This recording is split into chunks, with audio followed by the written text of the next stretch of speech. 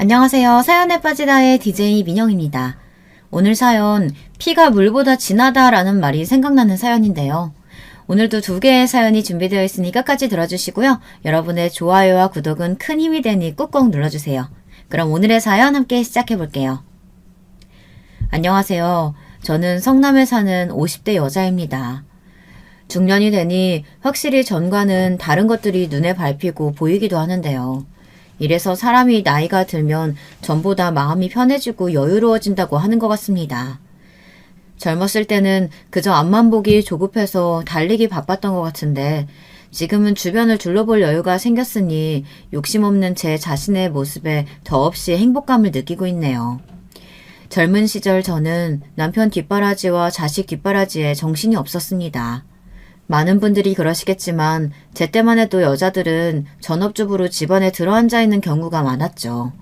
요즘 젊으신 분들은 다들 일하면서도 아이를 키우는 분들이 상당한 걸로 알고 있는데요. 그래서 전 가끔 이런 생각을 하곤 합니다. 저도 조금만 젊었다면, 다른 세대에 태어났더라면 중년이 주는 여유와 편안함이 좋다가도 이런 면에선 아쉽기 그지없답니다.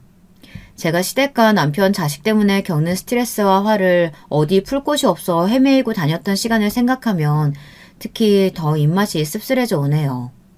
오늘 지금 사연을 쓰는 공간은 작은 카페입니다. 동네 사장님과 친해져서 자주 왔다 갔다 하는 카페인데 오늘은 새로 산 컴퓨터를 들고 카페 구석 테이블에 앉았습니다. 개인적인 글은 자주 써왔지만 이렇게 공개적으로 어딘가 제 사연을 써보는 경험은 처음이라 부담스럽기도 하고 떨리기도 하네요. 어딘가에 제 사연이 소개된다면 듣는 분들은 어떤 반응을 보이실까 궁금하기도 합니다. 분명 제 사연을 듣고 같이 속상해 주실 분도 공감하실 분도 많으리라 생각합니다. 또 어떤 분은 저를 답답이라고 생각하실 수도 있겠고요. 모든 비판은 겸허히 받아들이겠습니다. 다만 사람의 마음 모양이 어느 면은 비슷하게 생겼듯 저도 상처받는 경험보단 위로와 격려를 얻을 수 있었으면 합니다. 부디 많은 분들이 들어주시고 여러분들의 소중한 경험들과 비교하여 제 작은 이야기를 끝까지 들어주세요. 그럼 한번 제 이야기를 나눠볼게요. 저희 자식들은 어린 시절 참 많이도 속을 썩였답니다. 자식, 남편, 시댁이 모두 한 세트였다고 봐도 무방하죠. 참 생각만 해도 숨막히죠. 저도 그랬습니다. 남편과 만난 건 20대 초반 낭낭하던 시절이었는데요. 그때 저는 남편이 너무나 멋져 보였습니다. 남편은 좋은 대학을 나와 사업을 하는 사람이었는데 호탕하면서도 시원스러운 성격이 마치 저희 친정아버지를 빼닮았었어요. 실제로 저희 친정아버지도 사업을 하셨었는데 중간에 한번 크게 말아드셔서 더 이상 엄두를 내지 못하시긴 했지만 저는 어린 시절 친정아버지의 그런 면이 좋았습니다. 어린 나이엔 아버지가 매일 밖으로 돌아다니시며 부하 직원들을 두고 일을 하시는 것이 마치 바다를 가르며 종횡문진하는 선원같이 느껴지기도 했어요. 용감해 보였고 존경스러웠죠. 특히 바깥에 냄새를 묻히고 들어와 그 당시 가격으로 무척 비쌌던 간식거리들을 안겨주시면 아버지 품에 코를 박고 한참을 킁킁대고는 했어요. 하지만 이건 제가 어렸기 때문에 아버지의 단면만 보고 판단한 것이었답니다. 쉽사리 판단을 내려버린 거였죠. 사실 아버지는 사업가로 일하시면서 가정을 단 한 번도 제대로 돌본 적이 없으신 분이었습니다. 돈만 집에 갖다 줬지 저나 친오빠에겐 관심조차 없었어요. 저희 어머니는 이로 인해 꽤나 마음고생을 하셨답니다. 저에 비해 아버지를 잘 알고 있었던 친오빠는 아버지에게 반감이 심했습니다. 오빠의 눈은 적대감으로 번들거리고 있었고 저는 오빠가 무서웠죠. 오빠를 이해할 수 없었어요. 왜 아버지를 미워하고 싫어하는지요. 그러던 어느 날 큰일이 터지고 말았습니다. 앞서 말했듯 아버지의 사업이 망하는 일이었습니다. 영영 건거할 줄 알았던 성이 무너지게 된 것이었죠. 아버지는 그 이후 집을 나가버리셨고 다신 돌아오지 않으셨습니다. 친오빠는 그것 보라며 아버지를 욕해 댔고요. 저는 아버지가 언젠간 돌아오실 거라고 말했어요. 오빠, 우리 아버지 돌아오실 거야. 그렇게 말하지 말라고. 오빠가 뭔데 섣불리 아버지를 판단해. 너는 아직도 아버지를 모르는 거야? 아유, 답답하다. 어리니까 그런 거겠지 뭐. 아무튼 이제는 내가 가장이니까 너는 내 말만 따라. 엄마도 내가 모실 거야. 오빠는 비장하게 자신이 가정을 지키겠다고 말했습니다. 당시 어머니는 충격으로 알아놓으셔서 곡기도 끊고 지내고 계셨는데요. 오빠는 엄마를 보며 많은 생각을 한 듯 했습니다. 일단 내가 어디든 가서 돈을 벌면 돼. 그리고 그 돈으로 너 대학도 보내주고 엄마 집도 옮겨주고 그럼 돼. 넌 아무것도 걱정하지 마. 오빠는 결의와 비장한 각오에 차있었지만 저는 걱정이 사라지지 않았습니다. 왜냐하면 아버지의 사업 실패보다 더 큰 일이 사라지지 않고 남아있었어요. 아버지가 남긴 빚으로 인해 빚쟁이들이 저희 가족을 따라다니기 시작했던 거였습니다. 그 사람들은 하루가 멀다 하고 저희 집 문을 두드렸고 집기들을 때려 부숴댔습니다. 엄마는 제발 그러지 말라고 무릎까지 꿇고 빌어야 했어요. 그 모습에 저도 오빠도 마음이 미어져와 급기야 눈물을 터뜨리고 말았죠. 아마도 저도 오빠도 어린 나이에 겪으면 안 될 일을 모조리 겪은 것 같습니다. 엄마는 자신이 이상한 남편과 결혼해서 저희까지 피해를 끼쳤다고 생각하시는 것 같았습니다. 다 엄마 때문이다. 엄마가 너희를 낳아놨으면 최소한 이런 일은 생기지 않게 했어야 하는데 우리 공부 잘하는 민수는 대학도 못 가게 생겼고 민숙이 너도 그렇게 될 텐데 어쩜 좋니? 엄마, 나는 괜찮아요. 여기 동네에서 조금 떨어진 그 공장 아시죠? 거기 사장님이 내 친구 아버지예요. 사장님이 취직시켜준대요. 거기서 돈 벌고 어느 정도 나오면 빚쟁이들한테도 시달리지 않을 수 있고 우리도 다시 예전처럼 살 수 있을 거예요. 그러니까 너무 속상해하지 마세요. 대학은 안 가도 전 저대로 잘 될 수 있어요. 저와 오빠는 열심히 위로했습니다. 특히 오빠가 엄마를 많이 챙겼습니다. 허나 그러던 어느 날 우리 가족이 오빠가 벌어다주는 돈으로 하루하루 어떻게든 버텨나가고 있을 때쯤 다시금 운명이 우리를 조롱하는 듯한 일이 벌어지더라고요. 바로 오빠가 공장에서 부당하게 해고를 당했는데 그 이유가 임금 인상을 요구했기 때문이었다고 했습니다. 거기다 오빠는 사장이 뒤로 고용한 사람들에게 맞아 응급실 신세까지 지게 되었어요. 소식을 듣고 헐레벌떡 달려가니 오빠는 응급실 침대에 누워 허망한 눈으로 벽을 보고 있더라고요. 오빠, 괜찮아? 세상에 이게 무슨 일이야? 그러게, 아이고 우리 아들 이 얼굴이 도대체 어떻게 된 거야? 하루에 12시간을 일해도 제대로 돈을 주지 않는 사장이었어요. 말 못하고 일했던 직원이 수백 명이었고요. 제가 그런 직원들을 대변하려다가 이꼴 났으니까 누굴 탓하겠어요. 근데 전 엄마 이거 반드시 갚아줄 거예요. 그 사장은 난 이 꼴로 만들어 놓고도 벌금조차 받지 않고 떵떵거리며 살 텐데 반드시 벌받게 해줄 거라고요. 오빠의 상태는 생각보다 심각했습니다. 여기저기 뺨이 부어있었고 갈비뼈도 부러져 있었죠. 그런데도 사장이 그 사람들을 고용했다는 증거가 나오지 않아 기소가 되지 않았습니다. 오빠는 거기에 충격을 받고는 선택했습니다. 오빠가 선택한 길은 검사가 되는 길이었답니다. 오빠는 그 길로 그 공장에서 나와 어떻게든 검사가 되겠다며 사법고시를 준비하기 시작했어요. 오빠가 검사가 되는 그 길을 밟는 동안 이번에는 제가 오빠에게 도움이 되어주고 싶어 집에서 가까운 고깃집에 취직해서 일을 하기 시작했습니다. 번 돈은 모두 오빠에게 보냈고요. 그러던 중 저희 고깃집 단골 손님이었던 한 남자분을 만나게 되었는데요. 그 사람이 바로 저희 남편입니다. 남편은 고깃집 근처에 회사를 차려 사업을 시작하고 있는 사람이었는데요. 당시만 해도 불안정한 매출 수익을 보이고 있던 시기였습니다. 그런데 남편은 그럼에도 불구하고 자신감이 넘쳐났고 말했듯이 시원스러운 성격이라 만나면 재미도 있고 편안함도 컸습니다. 남편 쪽에서 결혼을 밀어붙이니 저도 이 사람이라면 평생 재미있게 또 행복하게 살 수 있을 것 같더라고요. 결혼을 하기 전 시어머니를 만나기 전까지는 내심 남편과 결혼하면 이제 나도 좀 인생이 편해지려나 하는 기대감도 있었고요.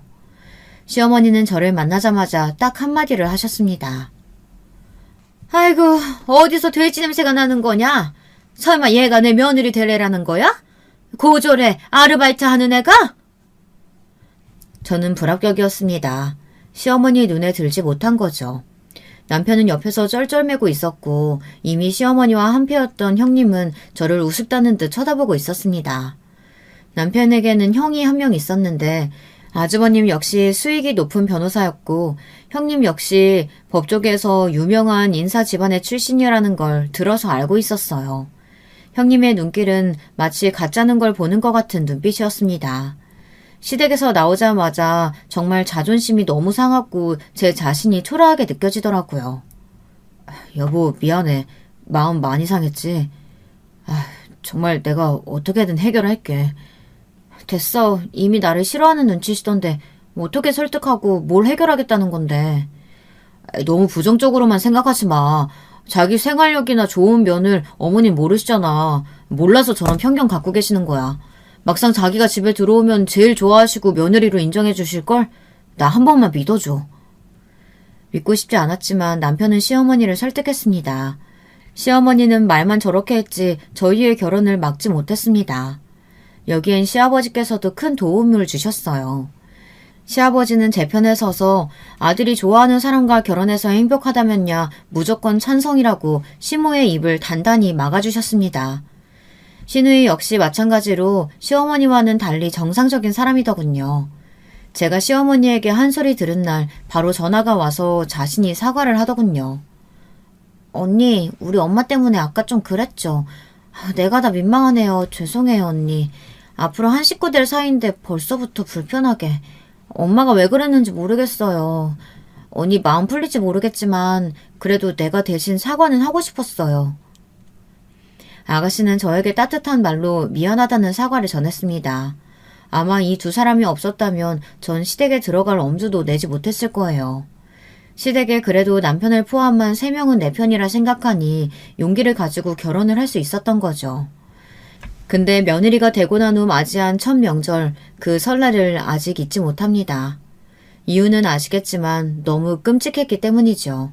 오늘 제가 사연을 쓴 이유도 설날에 일어난 사건이기에 머릿속에서 더 겹쳐지는데요. 제가 결혼하고 맞이한 첫 설날, 시어머니는 만두를 직접 빚어야 한다며 저를 불러서는 하루 종일 만두피를 만들고 속을 채우게 시켰어요. 떡국부터 시작해 이것저것 준비하는데 일이 끝날 기미가 보이지 않을 정도로 할 일이 많았습니다. 시누이가 일찍 오는 바람에 그나마 다행이었죠. 저는 시누이가 반가워서 만두를 빚으며 이런저런 이야기를 하게 됐습니다. 그냥 여자들끼리 나눌 수 있는 소소한 대화였어요. 근데 저와 시누이의 대화 소리가 거슬렸는지 갑자기 부엌에서 버럭 시어머니의 호통 소리가 들려오는 겁니다. 얘, 너 음식하면서 침 다 튀면 어쩌려고 입을 그렇게 놀려대는 거야? 어? 그건 네 시아버지랑 내 입에 들어갈 것들이야. 여자가 조심스럽게 행동하지는 못할 망정? 아휴, 어디 시댁 가서 놀궁리나 하고 앉아있어? 엄마, 그게 아니고 우리 일하면서 말한 거예요. 왜 그래요? 괜히 며느리 기 잡으려고 그러시는 거죠. 그런 거 하지 말라니까. 너는 조용히 하고 있어. 저는 당시엔 아무것도 모르는 며느리였기에 시어머니가 화를 내면 죄송하다고 말해야 하는 줄 알았어요. 그래서 다음부턴 조용히 입을 다물고 만두를 빚고 있었죠. 시누이도 제 얼굴 표정을 보고 마음이 안 좋아졌는지 옆에서 한숨을 푹푹 쉬더군요. 그런데 일은 그 다음에 일어났습니다. 떡국을 다 먹은 후 점심쯤 되어 세배를 드리려고 기다리고 있는데 갑자기 형님이 저에게 다가와서 이러더군요. 동서, 어머니한테 드릴 돈 준비했지? 네? 돈이요? 그럼 만두 속재료랑 재료 다 어머님이 직접 사신 건데 음식값 준비 안 했어? 그거요? 아무래도 말씀드리려 했는데 시아버지께서 명절날 용돈 같은 거 주실 필요 없다고 하셔서 크게는 준비 안 했어요. 간단히 5만 원 정도만 봉투에 넣었어요. 저희 시아버지는 인정이 참 많으신 분입니다. 행동에 대한 예측도 상당히 잘하시고요. 직업이 사람의 심리를 연구하는 박사님이라 그러신 건지 아버님은 저희 부부가 어떻게든 용돈을 드릴 걸 알고 있었나 봐요. 그래서 절대 주지 말라고 며칠 전부터 연락이 오셨더라고요. 시어머니도 그렇게 알고 있다고요. 근데 여기서 형님의 반응이 무척이나 이상했습니다. 동서도 참 큰일이다. 어떻게 그걸 고지고대로 받아들여. 동서 사회생활 안 해봤다 했나? 그래서 그런가 영 분위기 읽는 눈이 없네. 눈치도 없고. 이래서 며느리는 사회생활 해본 사람으로 들여야 한다고 했던 건데 앞으로 우리 집안에서 생활하려면 눈치도 빠르고 행동도 빠릿빠릿해야 할 거야. 이건 내가 손윗 사람으로서 하는 충고니까 잘 새겨들어. 어머님 용돈 준비 안 한 거 알면 분명 노하실 거라고. 네? 그게 무슨 말씀이세요? 형님은 두고 보라는 표정으로 피식 웃더군요. 세배를 하고 난 후에도 딱히 용돈을 드리진 않았지만 시어머니와 시아버지는 아무 말씀 없으셨습니다. 형님이 딱 봉투를 꺼내 애교를 부리며 시어머니께 건네드리기 전까지는요. 형님은 자그마치 100만 원을 넣었다고 말하더군요. 시어머님 100만 원이란 숫자에 얼굴이 환해지셨습니다. 아이고 고마워라. 100만 원씩이나? 못하러. 니들 살기도 퍽퍽할 텐데 말이야. 고맙다 고마워. 우리 큰아가는 우리 집안 행사라면 이렇게 늘 마음을 써주는구나. 시아버지는 형님에게 굳이 줄 필요 없다고 돌려주시려고 하는 기색이었지만 시어머니가 그것을 이미 가로채 품 안에 넣었기에 그럴 타이밍도 놓쳐버리신 듯 했습니다. 시어머니는 계속해서 형님 칭찬을 늘어놓으며 큰며느리가 기둥 역할이 돼서 든든하다는 말을 반복했어요. 그것도 저를 보면서 말이죠. 마치 저에게 말하는 듯 계속 형님을 칭찬하시는데 솔직히 불편했습니다. 괜히 제가 돈이 아까워서 돈을 안 준 며느리가 된 듯한 느낌이었죠. 엄마, 우리도 준비하려고 했어요. 아버지가 절대 준비하지 말라고 하는 바람에 어쩔 수 없이 못 드린 거지. 어머 서방님, 원래 이런 건 눈치껏 드리는 거예요. 형님은 남편의 말까지 깔아뭉개며 자신만만하게 웃었습니다. 그리고 이것은 시어머니에게 저란 사람에 대해 단단한 어떤 인상을 주었던 것 같습니다. 시댁 행사 날만 되면, 특히 자신의 생일만 되면 미리 고지를 하시더라고요. 너 이번에 내 생일인 거 알지? 아무리 네 시아버지가 돈 쓰지 말아라 해도 그 짠돌이 양반이 하는 말 듣지도 말고 네가 알아서 잘 챙겨 넣어. 알겠냐? 돈은 현금이 최고니까 현금으로 준비하고. 아휴, 내가 이런 것까지 지도해줘야 되는 건지 모르겠네. 참나. 아, 그나저나 너 우리 아들 내조는 잘하고 있는 거지? 걔가 돈 많이 번다고 해서 너까지 편하게 집구석에서 뒹굴거리고 있다면 그거 아내로서 자격 없는 거다. 알지? 저를 향한 시어머니의 적대감은 깊고 깊었습니다. 처음엔 오해를 풀어보려고도 했던 것 같습니다. 저도 좋은 며느리가 되고 싶고 잘 모시고 싶고 남편 내조도 잘하고 있다는 인상을 드리고 싶었죠. 그래서 사소한 거라도 제가 챙기려고 했고 명절날도 일부러 일찍 가서 시어머니를 돕고는 했어요. 근데 그게 문제가 아니더군요. 이미 저란 사람 자체가 시어머니에겐 자격 미달이었습니다. 겪고 또 겪어보니 그런 판단이 내려지더군요. 어느 날은 형님과 비교되지 않기 위해 시어머니의 생신날 말씀하신 대로 현금을 듬뿍 넣어 준비해 갔더니 제게 이러는 겁니다. 너 내가 말한 대로 아주 그대로 했네. 얘, 어떻게 이렇게 돈만 달랑 들고 왔어? 하다못해 쪽지라도 하나 써와야지. 네 형님 좀 봐라. 좀 보고 배워. 얘는 일하면서도 틈틈이 시간 내서 나한테 편지까지 쓰지 않니? 사람이 그런 정성이 있어야지. 선물이라고 주면 끝인 줄 알아? 특히 어른들한테 하는 선물은 그렇게 대충 하는 거 아니야. 그런 법이 어디 있다니? 아유, 하여튼 기본도 안 돼 있어가지고는. 어머님 죄송해요. 제가 동서 잘 가르칠게요. 동서가 사회생활도 안 해보고 겨우 고깃집에서나 일해봤으니 뭘 알겠어요.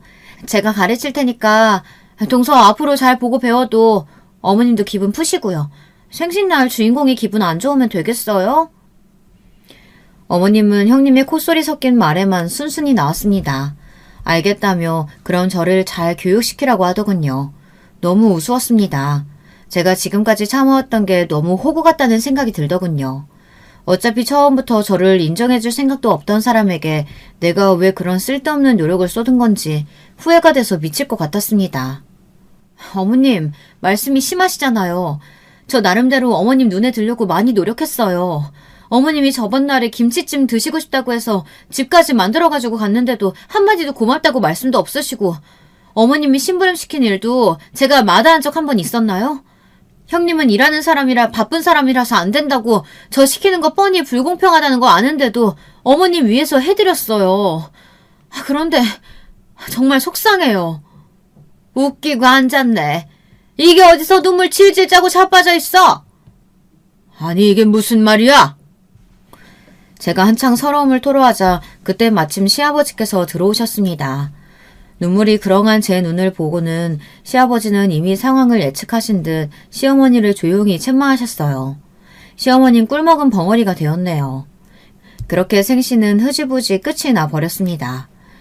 시아버지는 나중에도 저에게 와서 시어머니를 크게 꾸짖었으니 앞으로 저를 함부로 말하거나 무시하는 일이 없을 거라고 고생 많았다고 토닥여 주시더라고요. 곱고 참한 네가 우리 집에 와서 별일을 다 겪는구나. 다른 집에 갔으면 이런 일 없을 텐데 내가 너무 미안하다. 아이고. 저는 그때 아버님의 따뜻한 말에 너무 큰 위로가 되어 엉엉 울고 말았습니다. 당시 저는 친정도 친구도 기댈 곳이 아무데도 없었거든요. 친정에 연락하면 걱정할까봐 하지도 못했고 남편 역시 사업이 바쁘다며 모르쇠였습니다. 외려 모르쇠 정도였다면 참아주었겠지만은 제가 한탄을 어렵게 토로하면 이런 식이어서 정이 떨어졌어요. 아니 나보고 그럼 어쩌라는 거야. 당신 왜 이렇게 시비 걸고 싶어 안 달란 사람 같아. 한가롭게 집에 있으니까 그래? 어머니가 그러시는 건 나도 어쩔 수 없어. 당신도 각오했던 일이잖아. 그냥 받아들여 무시하든가. 무시가 안 되니까 그러지. 당신 이름은 무시가 되겠어? 당신도 알다시피 우리 집 식구들은 당신한테 잘해주잖아. 늘 넘치게 잘해주는데 나는 왜 이런 대접을 받고 있어야 돼? 실제로 저희 친정 집안 식구들은 남편을 한 가족으로 따뜻하게 맞아주었어요. 오빠도 남편이 뭘 부탁하면 거절하는 법이 없었죠. 오빠는 자신의 꿈을 이뤄 검사가 되어 열심히 일하고 있는 참이었는데 남편이 무언가 법적으로 자문을 구할 일이 있으면 오빠가 적극적으로 나서서 도와주고는 했어요. 그런데도 제가 저렇게 말하니 어느 날 남편은 다소 충격적인 말을 하더군요. 야, 우리 집이랑 네 집이랑 같냐? 다르지? 다르다니 뭐가?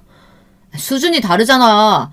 뭐 우리 집이 대단하다는 건 아니지만 나는 어쨌든 형도 형수도 나도 잘 나가는데 당신은 조건부터 뒤처져 있잖아. 어쩔 수 없는 거야. 아니면 당신이 당신 힘으로 뭐라도 되어보든가.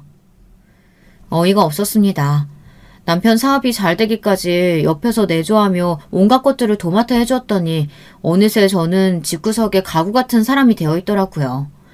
마음에 안 드는 반찬이 있다 하면 새로 다시 해주었던 적도 여러 번 있었는데 저 스스로조차 그런 행위들을 당연하게 생각했다는 것이 후회스러웠습니다. 남편이 서서히 변한 것은 그때쯤이었습니다. 대신 제게도 숨쉴 구멍은 있었는데요. 바로 신우이였답니다. 신우이는 기가 막히게 자기 오빠의 패턴을 알고 있었습니다. 신우이가 직장 문제로 저희 집 근처에 산 적이 있었는데요. 제가 첫 애를 낳고 나서 남편의 무관심에 점점 지쳐갈 때쯤이었을 거예요. 신우이가 저희 집에 올 때마다 남편이 없는 것을 보곤 어느 날 남편을 불러다 앉혀놓고 말하더라고요. 오빠, 언니한테 잘 좀 해. 언니만한 사람이 어딨어. 오빠 챙겨주고 애 다 봐주고 언니만큼 살림 잘하는 사람 나는 보지도 못했어. 언니가 불평불만 없이 챙겨주면 고마운 줄이라도 알아야지. 오빠도 고맙다는 말 할 줄 알아야 돼. 난 요즘 혼자 독방 육아하는 언니가 너무 가엾다고. 오빠 어제도 외박했다며? 애기가 오빠 얼굴도 못 알아보겠어. 너는 왜 와서 또 짹짹거리고 있는데? 안 바쁘냐? 저는 신우이가 고마웠습니다. 제가 하고 싶은 말을 대신 내질러주니 속이 편하더라고요. 근데 남편은 사업 때문에 신경이 곤두섰던지라 그 말을 또 튕겨내버리곤 왜 여기까지 와서 바가지를 긁냐며 신우이를 내쫓으려고 하더군요. 하지만 신우이는 그 후에도 번번이 저희 집을 찾아와 남편을 나무랐고 저를 여러모로 지켜주었네요. 아마 신우이가 없었다면 이 시기를 어떻게 버텼을지 모를 만큼 고맙고 그랬답니다. 하지만 그러던 어느 날 또 대형 사건이 터지고 말았는데요. 바로 형님으로 인해 벌어진 사건이었는데요. 때는 시어머니의 여행을 두고 말이 나왔을 때랍니다. 시어머니가 자주 모이는 친구들 모임에서 여행을 가자는 이야기가 나왔나 봐요. 해외여행이란 말에 혹한 시어머니는 어떻게든 화려한 세계가 가득할 해외여행을 반드시 죽기 전 가셔야겠다고 했고 시아버지는 굳이 왜 집을 비우냐며 두 분이서 그 문제로 잠깐 사소한 말다툼이 있었어요. 저는 시어머니, 시아버지 입장을 모두 둘 다 이해했습니다. 그래서 딱히 어느 쪽의 편을 든다기보다는 가만히 자리를 지키고 있었죠. 문제는 형님이 이것을 가족여행이라는 테마로 상의 없이 바꾼 것에서 출발했어요. 돈은 제가 지원해드릴게요, 어머님. 그렇게 가고 싶으시면 가야죠. 가는 김에 저도 같이 가요. 아니면 아예 가족여행을 가는 건 어때요? 아버님도 해외여행 안 가보셨잖아요. 저는 1년에 한두 번은 꼭 가지만 갈 때마다 정말 좋거든요. 형님은 갑자기 가족여행을 가자며 주제를 바꾸어 말을 이어갔고 반드시 저도 같이 가야 한다는 신호를 보냈습니다. 허나 저는 아직 갓난아기인 아이를 데리고 비행기를 타는 게 조금 겁이 났어요. 사실 저는 비행기 공포증이 심했거든요. 거기다 우리 아이를 해외까지 데려가 같이 고생할 자신이 없었습니다. 그런데 제가 초장에 그렇게 솔직하게 말했더니 이어진 형님과 시어머니의 반응이 무척이나 매서웠습니다. 시어머니는 단단히 곡해하고 계셨어요. 아니, 너 지금 장난하냐? 아무리 내가 싫다고 해도 그렇지 이럴 땐 장단은 맞출 줄도 알아야 되는 거야. 어디 지금 네가 간다 안 간다 하고 자빠져 있어. 며느리로서 우리 큰아가처럼 비용을 대준다 뭐 해준다 해도 모자를 파네. 어머님, 그게 아니고 저는 진짜로 비행기 타는 게 무서워요. 무서운데 어떡하나요? 그리고 아기는 어쩌고요. 아직 너무 어리잖아요. 시어머니는 상상 이상으로 노하셔서는 저를 죽일 듯이 노려보았습니다. 우리 아들 헬스케져서 저러고 다니는 거 내가 보고도 못 본 척 가만히 뒀더니만 얼마나 네가 나를 얕봤으면 해외여행 가자는 거 하나 못 간다고 지랄 연병을 떨고 앉아있어. 괘씸해서 원. 너는 네 큰형님 보면 뭐 느끼는 거 없냐? 쟤는 돈도 벌고 애도 키워 우리 여행비도 지원해준다는 애야. 넌 네 형님에 비해 떨어져도 한참 떨어지는데 쪽팔리거나 창피해지도 않어? 아니 사람으로서 그런 걸 알긴 아는 거냐? 아휴, 이래서 가정교육이 중요하지. 네가 쟤처럼 괜찮은 집안에서 태어났다면 이럴 일도 없었을 텐데 괴상한 집안에서 태어나 자랐으니 아휴, 보고 배운 게 그거밖에 없었겠지. 어머님! 저는 이날 너무 화가 났습니다. 틈만 나면 형님과 비교하며 말하는 것도 화났지만 가정교육까지 운운하며 집 나간 아버지를 들먹이다뇨. 아무리 며느리가 시어머니보다 아래라고 해도 그게 큰 어른이란 사람 입에서 나올 수 있는 말인가요? 저는 아무렇지 않게 그런 말씀을 하신 시어머니에게 너무 화가 나서 온몸에서 열이 뿜어져 나오는 기분이었어요. 시아버지는 다급히 상황을 수습하려 했지만 저는 이미 이성줄을 놓고 말았습니다. 시어머니에게 왜 제 아버지에 대해 말씀을 얹으시냐며 굳이 그래야 하냐며 대들고 따지었죠. 그러자 시어머니는 거기에 더 노하셔서는 펄펄 뛰었습니다. 사과해 주세요. 너 같은 게 뭘 안다고 지금 나한테 훈계하려고 들어? 겨우 애 낳고 앉아서 내 아들 등골 쪽쪽 빨아먹는 주제에. 너 설마 네 친정오빠가 검사다 뭐다 해서 그것 때문에 이러는 거냐? 그런 거라면 웃기는 소리 하지도 말어. 우리 큰며느리 집안 자체가 아주 유서 깊은 법조계 집안이니까. 니네 친정오빠는 갖다 붙일 수도 없다고.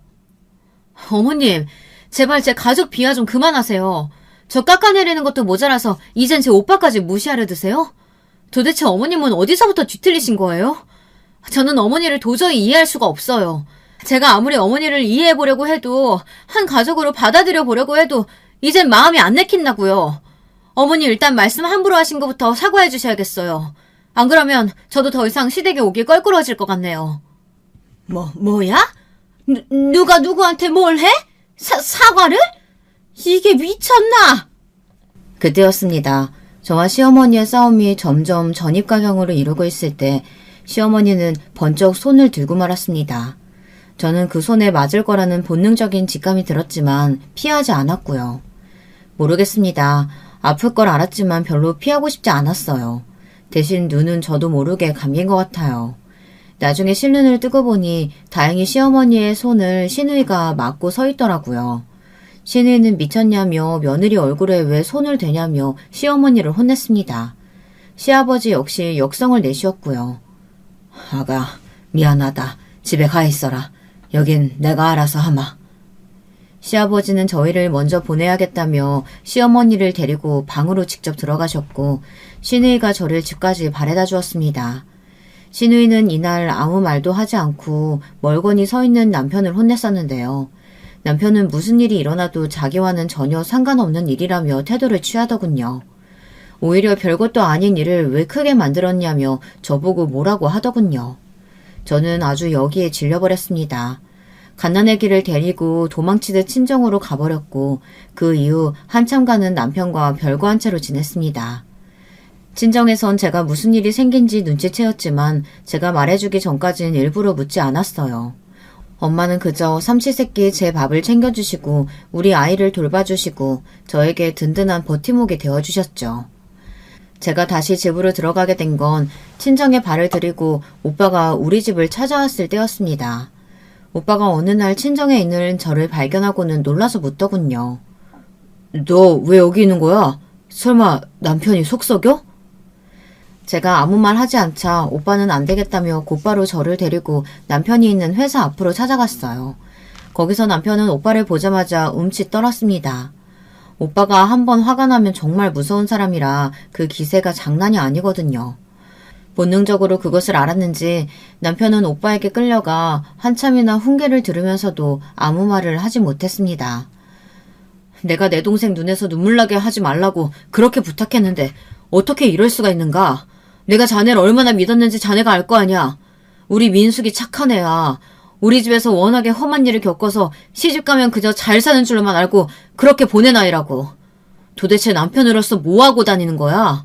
애가 자기 시댁에서 당하고 살고 있으면 든든한 반팽마개가 되어줘야지. 뭐하고 있었는 거냔 말이야. 그 순간 오빠는 제게 친정 아버지와 진배 없었습니다. 저는 오빠의 말에 괜히 눈시울이 시큰거려 아이를 꼭 껴안고 눈물을 참아내느라 애썼습니다. 남편은 한마디도 못하고 듣고 서 있었고요. 그것도 공손히 두 손을 모으고요. 오빠는 앞으로 한 번이라도 이런 일이 있었다간 바로 이혼이라며 단단히 못을 박았습니다. 그 후 남편은 저에게 조금 나아진 모습을 보였어요. 완전히 달라진 건 절대 아니었고요. 애 키우는 동안 조금씩 도와주는 척이라도 하고 관심을 보이는 정도로요.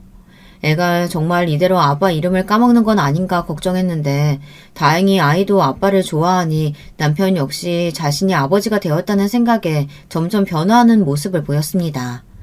남편이 원래 아이를 싫어하는 사람은 아니었기에 그런 변화가 가능했던 것 같습니다.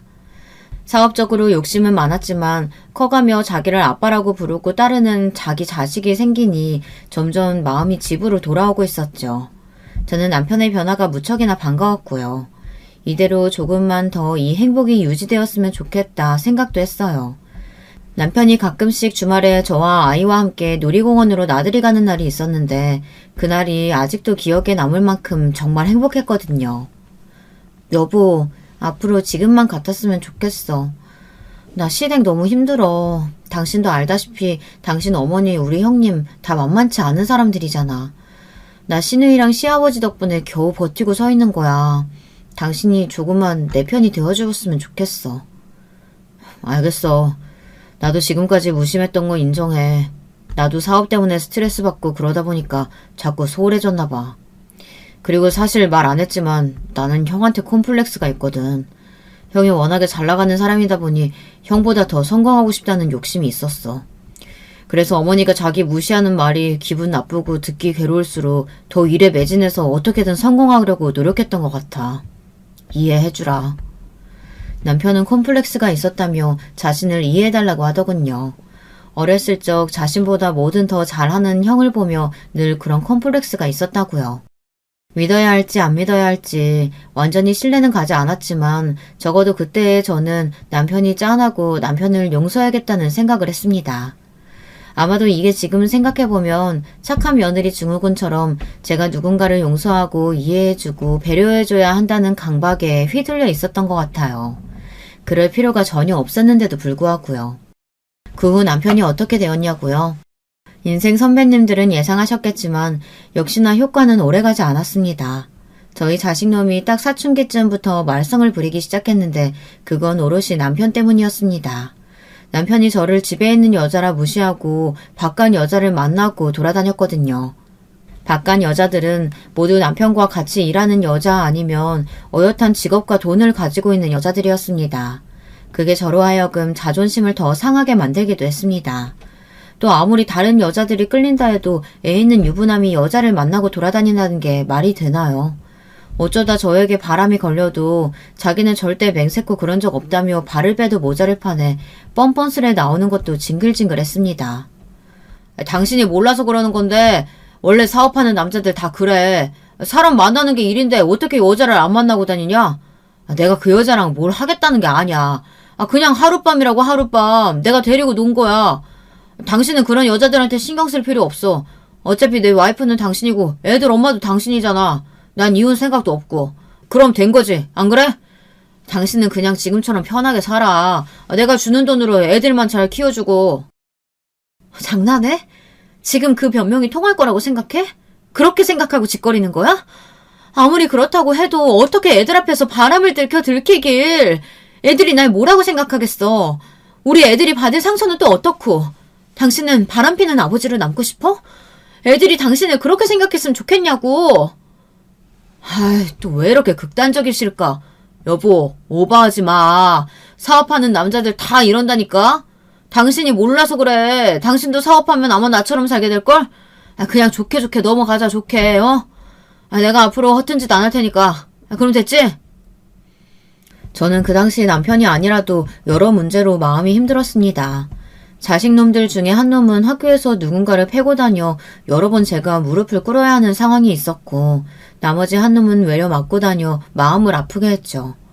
어느 쪽으로도 행복하지 않았습니다. 인생이 너무 불행하고 왜 나한테만 이런 운명이 주어진 걸까 싶었죠. 그런데 어느 순간 남편에 대해선 포기를 하게 되더라고요. 여러분도 이런 감정을 아실까요? 남편과 싸우는 것도 어느 순간부턴 지긋지긋해지니 그냥 저 양반이 어떻게 살든 내 할 바 아니고 나는 그저 내 자식들 문제만 신경 쓰고 살아야겠다. 그렇게 마음이 고쳐졌어요. 그리고 그 이후엔 저희 둘째 애가 왕따를 크게 당해서 세상을 등지는 선택을 하려고 했던 사건이 있었습니다. 둘째 아이가 어느 날 메모를 남겨놓고 집 밖을 나갔는데 그건 유서였습니다. 엄마 미안해. 키워줘서 고맙고 이런 비겁한 선택을 해서 미안해. 라고 적혀있더라고요. 그 유서를 보자마자 허겁지겁 달려나갔는데 둘째를 찾을 수가 없었습니다. 결국 실종신고까지 해야 했죠. 나중에 어렵게 둘째를 경찰서에서 만나게 되었을 때 얼마나 통곡을 했는지 모릅니다. 어떻게 사람의 인생에 이렇게나 많은 질곡이 있을 수 있는지 전 딱 한 번만이라도 신이 내 앞에 있다면 물어보고 싶어요. 제 앞에 있던 둘째는 고개를 들지 못하고 그저 죄송하다는 말만 반복했는데요. 저는 그날 이후 둘째를 지키기 위해 둘째를 데리고 시골로 향하는 길을 선택했습니다.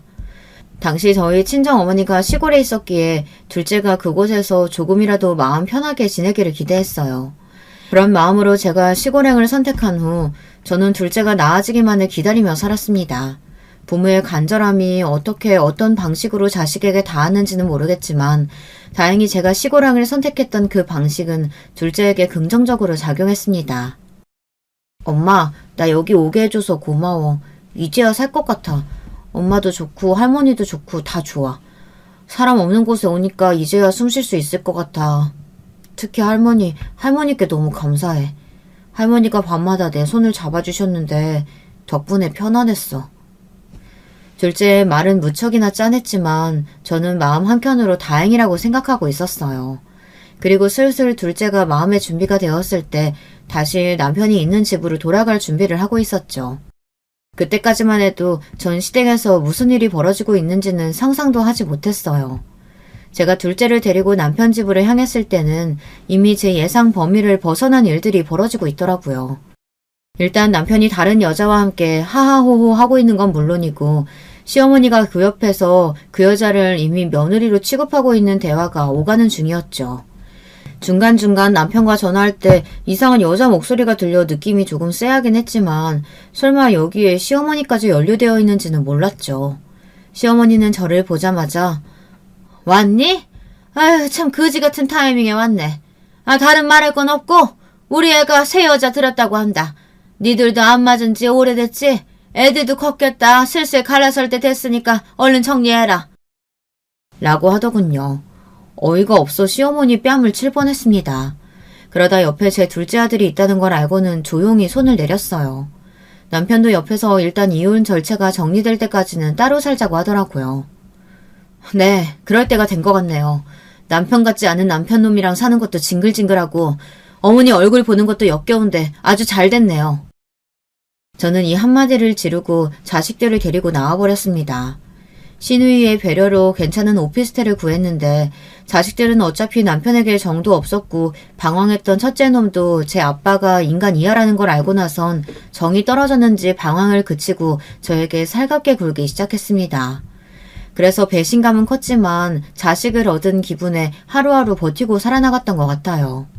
그게 저의 최선이었어요. 대신 저는 남편과 곱게 이혼해줄 생각이 없었습니다. 남편과 시어머니가 제게 했던 짓을 돌려주고 싶었고 어떻게든 위자료라도 받고 싶었죠. 그러던 어느 날 청천벽력 같은 소리를 듣게 되었습니다. 바로 저희 엄마가 암에 걸리시게 된 거였어요.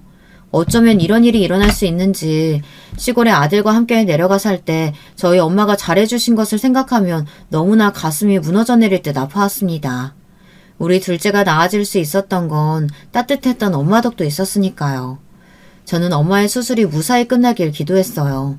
오빠도 마찬가지였고요. 하지만 엄마는 이미 암 말기 환자였고 수술을 받는다고 해도 오래 살지 못한다는 말을 들었던지라 마음의 준비는 해야 하는 상황이었습니다. 엄마, 내가 잘해주지 못한 것 같아서 미안해. 아니야. 우리 딸이 있어서 엄마는 정말 행복했어. 엄마가 아프시고 당장 죽음이라는 상황이 앞에 닥치니 입에서 나가는 단어는 고맙다, 사랑한다, 행복했다 이런 말들 뿐이더라고요.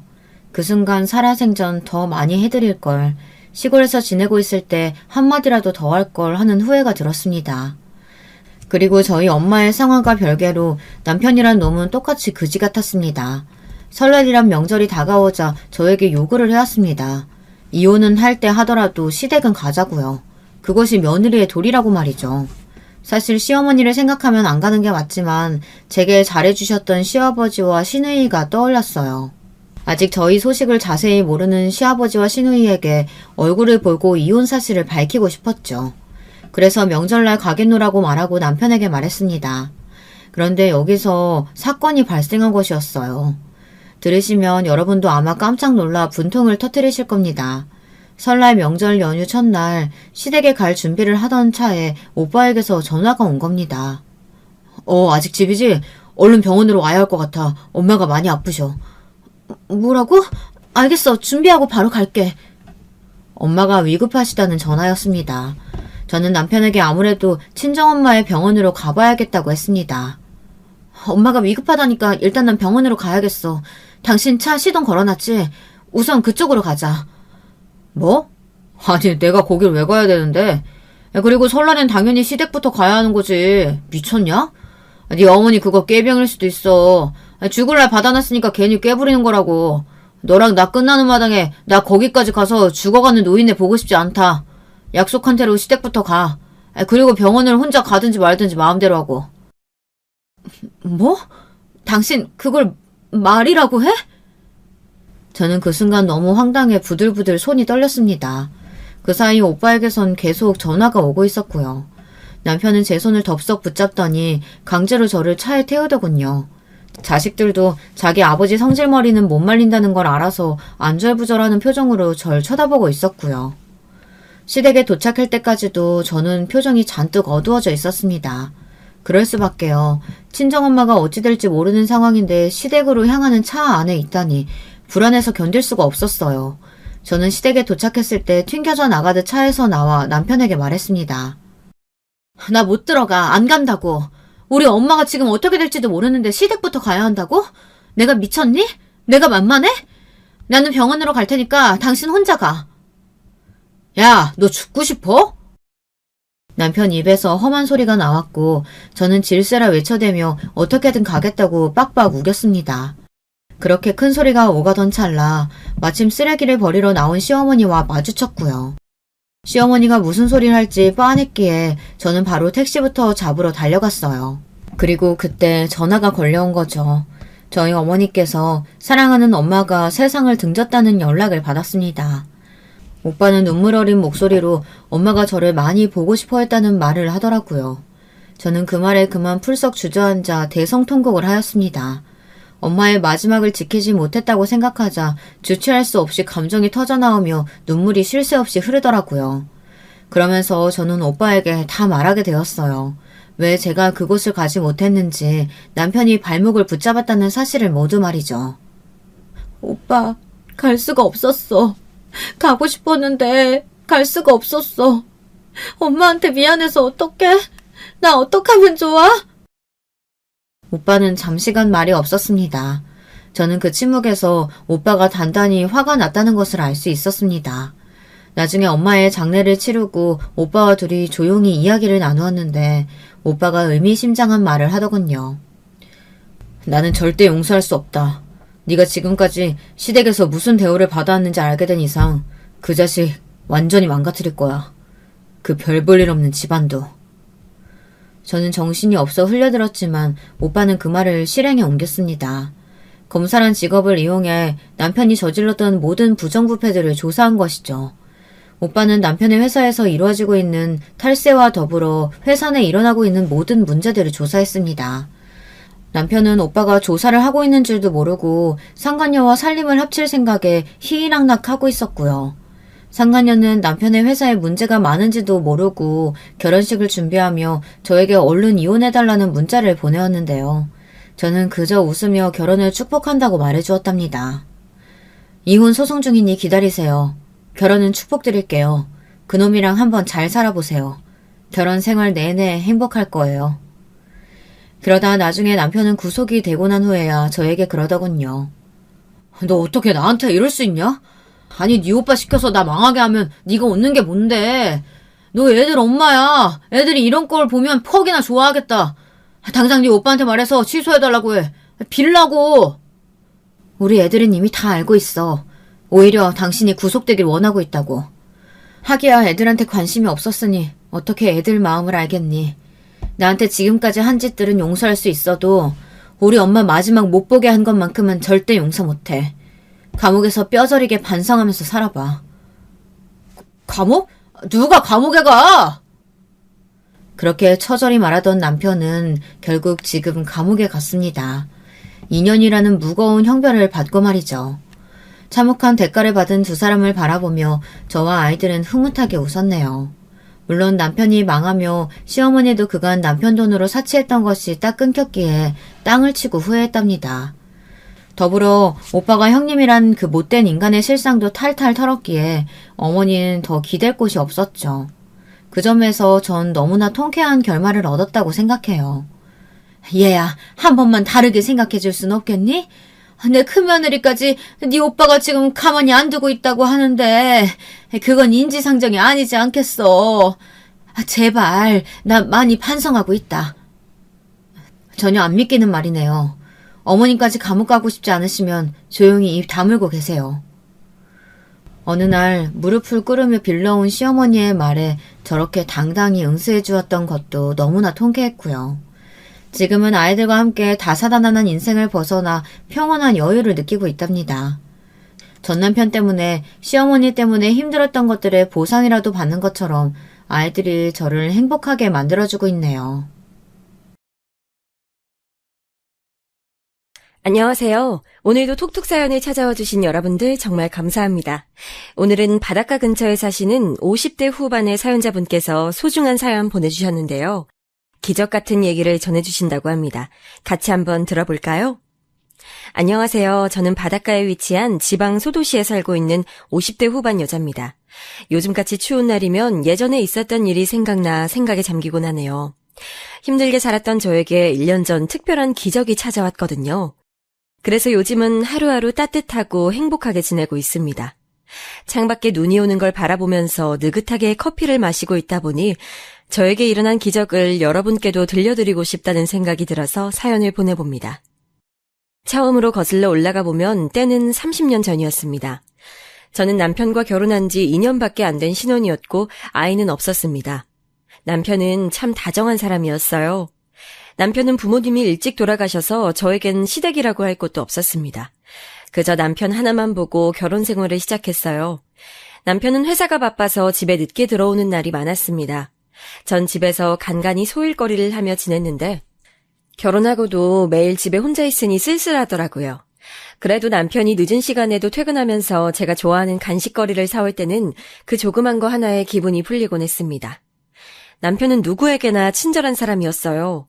같이 길을 걸을 때도 동네 할머니, 할아버지에게 예의 바르게 인사를 하고 지나가던 꼬마아이에게도 웃으며 사탕을 건네는 그런 사람이었죠.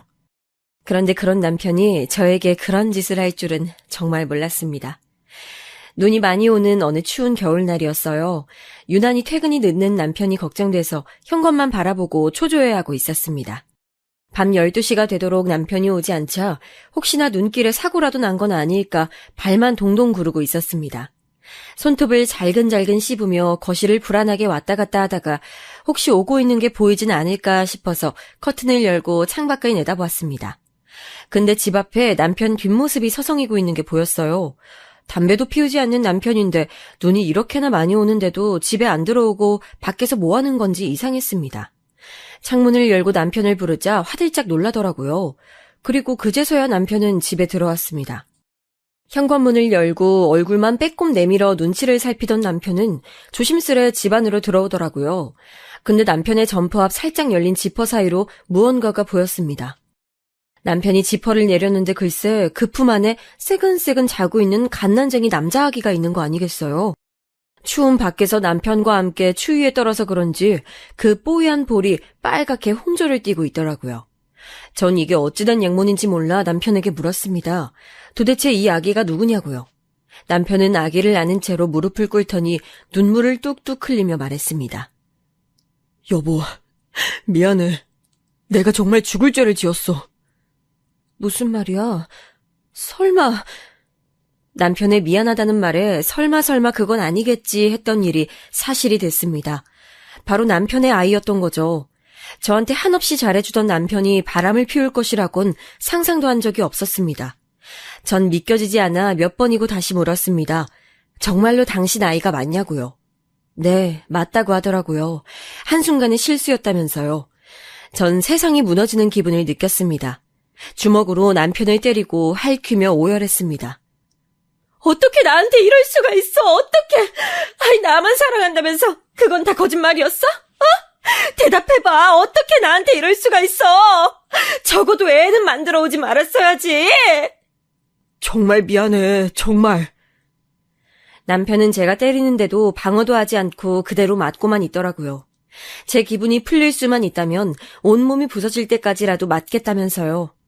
전 짐승처럼 소리를 지르고 남편을 때리고 또 때렸습니다. 한참을 때려도 화가 풀리지 않고 오히려 머리에 열이 뻗쳐 정신만도 아득해지더군요. 그렇게 한참을 때리던 와중 갑자기 으앙 하는 소리가 들렸습니다. 시끄러운 소리에 남편 품에 있던 아기가 깨어 울기 시작했던 것입니다. 전 당황해서 때리던 걸 멈추고 아기를 바라봤습니다. 이렇게 어린 아기는 처음 봤는데 이게 사람 아이가 맞나 싶을 정도로 조그맣더군요. 순간 그 오밀조밀한 얼굴에 남편과 닮은 눈매가 보였습니다. 너무 화가 났지만 아이한텐 죄가 없잖아요. 화를 가라앉히기 위해 잠시 숨을 고르고 시간을 가졌습니다. 남편은 죄인의 얼굴로 가만히 앉아 있었고요. 그렇게 멍하니 며칠이 흘렀어요. 이게 어떡할 건데? 누구 앤데? 사실은 그게... 그때부터 남편의 얘기가 시작됐습니다. 남편은 상대 여자가 누군지 절대 말해주지 않더라고요. 술김에 한 번 실수했는데 상대 여자가 임신 사실을 숨기고 있다가 아이를 낳자마자 남편에게 건네주고 사라졌다고 하네요. 그애 당신은 맞는 거야? 확실해? 마지막 희망의 끈을 붙잡는 듯 물었지만 맞다고 하더라고요.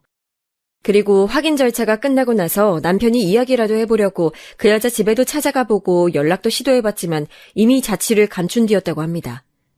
나도 어떻게 해야 할지 몰라서 그래서 여길 데려온 거야? 풀죽어 말하는 남편이 너무도 미웠습니다. 이 추운 날 아이를 맡길 데가 도저히 없어 염치를 무릅쓰고 집에 데려왔다고 하는데 그런 남편의 모습이 너무도 뻔뻔스레 느껴졌어요. 앞으로 남편한테 어떻게 할 작정이냐고 물었어요. 그러자 남편은 저에게 이렇게 말했습니다. 이 아이는 그냥 당신이 하자는 대로 할게. 당신이 고아원에 갖다 주라고 해도 그렇게 할 거야. 당신 배신한 것도 미안해서 죽고 싶은데 이 아이까지 당신한테 키워달라곤 죽어도 말 못해. 전 그럼 고아원을 알아보자며 매정하게 말했어요. 제 아이도 낳지 않았는데 남의 아이를 기를 순 없으니까요. 그리고 밖에서 딴짓거리한 남편도 용서할 수 없었습니다. 그 후 남편이 고아원을 알아보는 동안 어쩔 수 없이 아이는 제가 키울 수밖에 없었습니다. 어차피 떠날 아이라 이름도 짓지 않고 그냥 아가야라고 불렀어요. 전 급하게 분유를 한 통 사다가 먹이고 아이 옷도 주변에서 구해다가 되는 대로 입혔습니다. 제품에서 분유를 먹는 아이의 얼굴을 바라볼 때마다 이 아이의 어딘가는 그 여자를 닮았겠지라는 생각하니 얼굴도 모르는 그 여자가 떠올라 화가 치밀기도 했습니다. 하지만 신기하게도 조그만 입으로 오물오물 젖병을 빠는 아이를 보면 또 금방 마음이 가라앉곤 했죠. 그렇게 아이를 낳으며 심장까지 따뜻한 온기가 전해지는 것 같았습니다. 조심스레 우는 아기의 얼굴을 만져보니 살면서 만져본 그 어떤 것보다도 부드럽더라고요. 전 화가 났던 것도 잊은 채 우는 아이를 달래기 위해 둥가둥가 흔들어도 보고 노래도 불러보고 등도 어루만져 주었습니다. 한참을 달래던 끝에 아이가 다시 새근새근 잠이 들면 제 마음에도 고요가 찾아오곤 했습니다. 남편은 당연히 이유로 저에게 설설 기고 제 심기를 건드리지 않으려고 노력했어요. 그냥 죽을 것처럼 미안해하며 숨죽여 지내더라고요. 그쪽이 제 쪽에도 편했습니다. 그리고 한 달 뒤 남편이 고아원 몇 군데를 알아본 후 제일 괜찮은 곳으로 아이를 보내기로 한 날이 다가왔습니다. 저는 남편과 함께 짐을 싸고 밖으로 나갔어요. 그런데 제품에 안겨있던 아이가 그날따라 유독 심하게 칭얼거리더라고요. 문 밖을 나서자 자기가 버려진다는 걸 알기라도 하는 듯 자지러지게 울었어요. 아기야, 쉿, 왜 그래? 울지 마. 울지 마. 그런데 달래기 위해 남편이 아이를 안으려 하자 아이가 갑자기 경기를 일으키며 그 고사리 같은 손으로 제 가슴팍의 옷을 꽉 붙잡고 놓질 않는 거 아니겠어요? 평소엔 남편한테도 잘 안기던 아이였는데 말이죠. 저는 제품에서 절대 떨어지지 않으려고 하는 아이의 모습을 보자 굳게 먹었던 마음이 와르르 무너져 내렸습니다. 그래도 한 달 동안 키웠던 정을 무시할 순 없는지 사실 가슴 한켠에선 보내기 싫다는 마음이 자리 잡고 있었거든요. 하지만 남편의 혼외자라는 사실 때문에 마음을 독하게 먹고 나온 것이었는데 그런 아이의 모습에 제 마음속에 있던 도끼가 사르르 녹아내리고 말았습니다. 여러분들 모두 제가 참 미련하고 바보 천치 같다고 생각하실 수 있겠지만 전 아무리 생각해도 이 추운 날 이 가여운 아이를 남모르는 곳에 보낼 수는 없었습니다. 아무리 제 피가 섞인 아이가 아니라고 해도 한 달 동안은 그래도 한 달 동안 저는 아이의 엄마였으니까요. 잠시 깊은 고민을 거친 뒤 저는 마음을 고쳐먹고 이 아이를 제 아이로 받아들이기로 했습니다. 제 결정에 남편은 바닥에 엎드려 제 발을 어루만지며 고맙다고 눈물을 쏟아내더군요. 그렇게 전 이 아이의 진짜 엄마가 됐습니다. 그리고 남편과 함께 아이의 이름을 짓고 출생신고도 해줬습니다. 하지만 이 소식을 들은 친정에선 역시나 난리가 났지요. 특히 친정엄마는 땅을 치며 곡소리 나게 우셨고 그 옆에서 저나 남편 둘 다 무릎을 꿇고 땅만 바라보고 있었습니다. 네 자식도 아닌 상간녀 자식을 키우겠다고? 너 자식 키우는 게 얼마나 힘든지 아니? 근데 네 자식도 아닌 다른 것의 자식을. 아이고 이 모자란 거사 어쩌려고 그래 어쩌려고. 너 애미 속 타 들어가는 거 보고 싶어 이러냐 어? 이봐 자네. 내가 자네 부모 없는 거 알면서도 결혼 허락해줬을 땐 자네 인성 하나만 보고서 이 결혼 허락한 걸세. 내 딸 굶기지 않고 행복하게 해주겠다고 해서 그 말 믿은 거야. 근데 기어이 이 지경을 만들어 오나? 어? 자네가 사람이야? 친정엄마는 절대 그 아이 못 받아들인다며 연을 끊자는 말까지 입에 올리셨습니다. 그 정도로 엄마는 염려가 크셨던 거지요. 내 자식도 아닌 남의 자식 키우는 그 길이 얼마나 고되고 힘들지 아시기 때문에요. 하지만 그 이후로 저는 이 아이가 제 아이가 아니라는 생각은 단 한 번도 하지 않았습니다. 제가 배 아파서 낳은 아이는 아니지만 마치 제 뱃속에 10달 동안 품었던 듯이 소중하게 대했습니다. 그리고 아이를 받아들이기로 한 후 남편과의 사이도 다시 좋아져 아이와 함께 행복한 새 가족으로 지냈습니다. 어떻게 그런 일이 가능했는지 모르겠습니다만 무슨 힘이 작용했는지 모르겠어요. 지금도 그때를 생각하면 좀 이해가 안 되는 부분도 있습니다. 아이가 너무 이쁘고 사랑스러웠던 걸까요? 버려진 아이가 불쌍해서였을까요? 하지만 아이가 커서 결혼을 하고 손주를 낳는 행복한 상상을 하며 하루하루를 보내던 어느 날 저에게 비극이 찾아오고 말았습니다. 그날은 남편이 회사에서 당직을 서던 날이었어요. 김창식 씨 와이프 되시는 분 맞죠? 얼른 여기로 오셔야겠습니다. 병원에서 온 전화였고 짝짝이 슬리퍼를 신고 정신없이 달려갔을 때 이미 남편은 형체를 잃은 얼굴로 누워 있었습니다. 여보, 안 돼, 여보! 남편과 이별 인사를 주고받을 시간도 주어지지 않았습니다. 남편은 제 얼굴을 한번 보더니 그대로 세상을 떠났어요. 알고 보니 창고에서 불이 나는 바람에 혼자 불을 끄던 남편이 쓰러져 실려온 것이다 하더라고요. 그리고 연기로 인한 질식은 그대로 사망으로 이어졌고요. 그 후 시간이 어떻게 지나갔는지도 모르겠습니다. 남편이 죽은 후 장례식을 치르기까지 머리가 뒤죽박죽이라 생각이 잘 나지 않아요. 그냥 일찍 과부가 된 저를 위로해주던 친구들과 친척들의 위로만 생각이 납니다. 장례식이 끝나고 한참 뒤 남편이 죽은 현실을 자각하게 되었을 땐 이미 눈물이 말라버린 후였어요. 사실 남편을 떠나보낸 슬픔보다도 앞으로 이 아이를 남편 없이 혼자서 키워야 한다는 두려움이 더 컸습니다. 내가 이 아이를 혼자서 남부럽지 않게 잘 키울 수 있을지에 대한 걱정 때문에요. 의지할 수 있는 남편도 친정도 없었기 때문에 더욱 걱정이 앞섰습니다. 차라리 친정이라도 있으면 좋으련만 제가 아이를 키우겠다 결심한 이후로 독하게 인연을 끊으셨기 때문에 그럴 수도 없었습니다. 그런데 세상 모르고 잠에 빠져있는 아이의 얼굴을 보니 독하게 마음먹고 살아야겠다고 생각했습니다. 이제 겨우 2살이 된 이 가여운 아이, 이 아이에게 남은 것은 저밖에 없었고 저한테 남은 것도 이 아이밖에 없었습니다. 전 앞으로 어떤 힘든 일이 있더라도 이 아이와 함께 헤쳐나가겠다고 혼자 다짐했습니다. 아가야, 내가 널 지켜줄게. 내가 어떻게든 널 키울 거야. 전 아이를 안고 혼자 그렇게 미친 사람처럼 중얼거렸어요. 그렇게 저는 과부팔자가 돼서 아이를 홀로 키우기 시작했습니다. 아이를 업고 이 일 저 일 가리는 것 없이 닥치는 대로 다 하면서 살았어요. 주변 사람들은 니 애도 아닌데 못하러 그 고생을 하며 키우냐면서 혀를 끌끌 찼지만 전 하나도 신경 쓰지 않았습니다. 아니 애기 엄마, 젊은 나이에 혼자 애 키우고 사는 거 너무 안쓰러운데 누구라도 만나야지. 더 나이 들면 못 가. 아니에요, 괜찮아요. 아유, 고집 좀 그만 부리고. 내가 건너 우리 아는 친척 동생이 있는데 소개시켜줄까? 그 짝도 한번 갔다 오긴 했는데 성격도 좋고 직업도 괜찮아. 굶기진 않을겨. 가끔은 저한테 다시 시집을 가야 한다며 그러고 어떻게 사냐며 말씀하시는 분들도 더러 계셨어요. 아이 들쳐업고 식당 사장님의 눈치를 살피며 일하는 거 가끔은 뼈가 삭을 것처럼 너무 힘들어 솔직히 그래야 하나 잠시 고민도 들었습니다. 하지만 너무 힘들어 그만 포기해버릴까 하는 순간에 저를 향해 미소 짓는 아이를 보며 그런 생각을 했던 제 자신이 부끄러웠습니다. 나만 바라보는 아이, 나만 믿고 있는 이 아이, 앞에서 약해질 수 없었어요. 아이는 엄마인 저를 참 잘 따랐어요.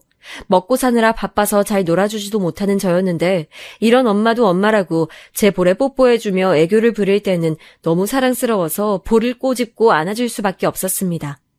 남들이 아무리 뭐라 할지라도 저한텐 눈에 넣어도 아프지 않은 사랑스러운 제 아이였어요.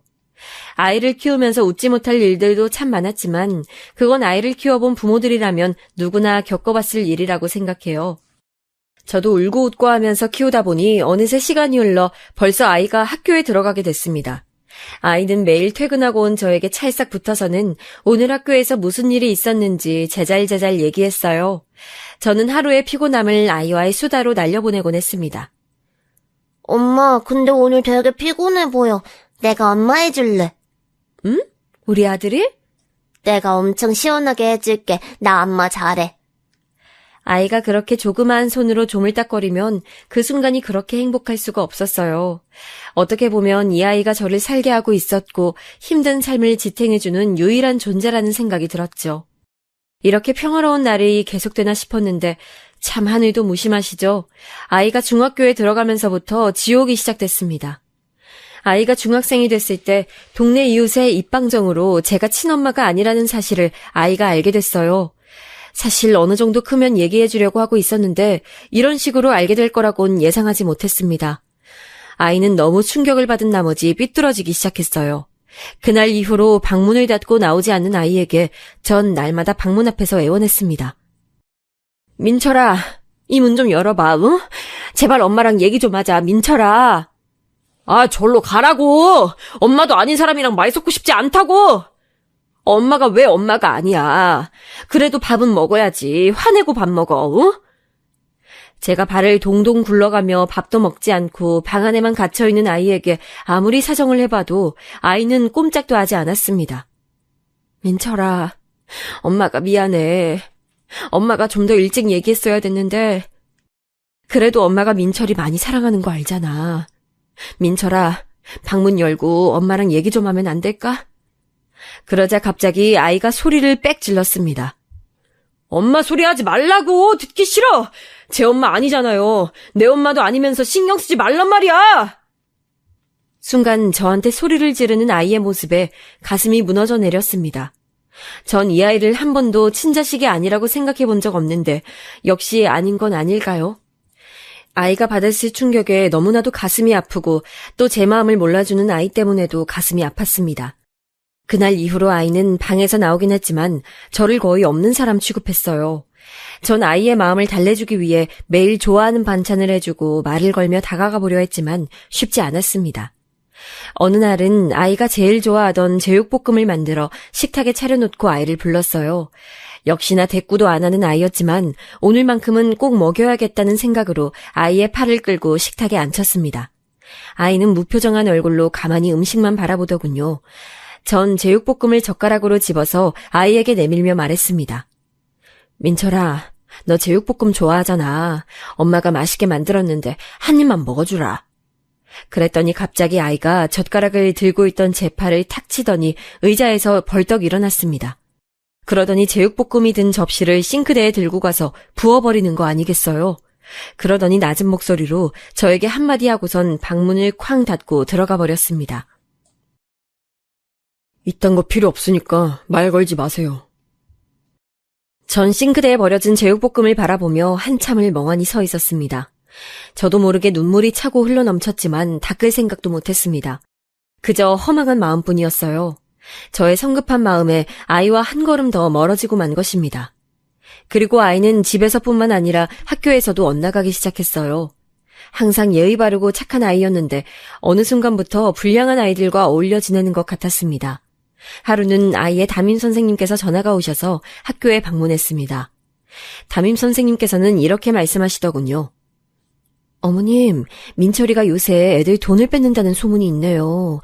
작년까진 얌전하고 공부만 하던 아이였는데, 그리고 어젠 학교 뒤에서 담배를 피다가 걸려서 부모님 모시고 오라고 했더니 자긴 부모님 없다고 하지 뭐예요? 어머님 혹시 집에서 무슨 일 있었나요? 네? 우리 민철이가 엄마가 없다고 했다고요? 선생님의 말씀에 전 고개를 떨구고 말았습니다. 전 떨리는 마음을 겨우 진정시키고 선생님께 자초지종을 말씀드렸습니다. 그리고 혹시나 민철이가 학교에서 문제를 일으키면 꼭 알려달라고 부탁했지요. 그 후에도 민철이는 계속 엇나가기만 했습니다. 교복을 입고 대놓고 담배를 피우는 건 기본이었고 놀러 간다고 학교를 빠지기도 일쑤였습니다. 그리고 툭하면 같이 어울리는 친구들을 집에 잔뜩 데려와 시끄럽게 술판을 벌이기도 했죠.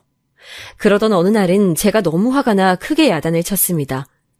이놈의 자식아! 적당히 해야지, 적당히! 언제까지 엇나갈 건데!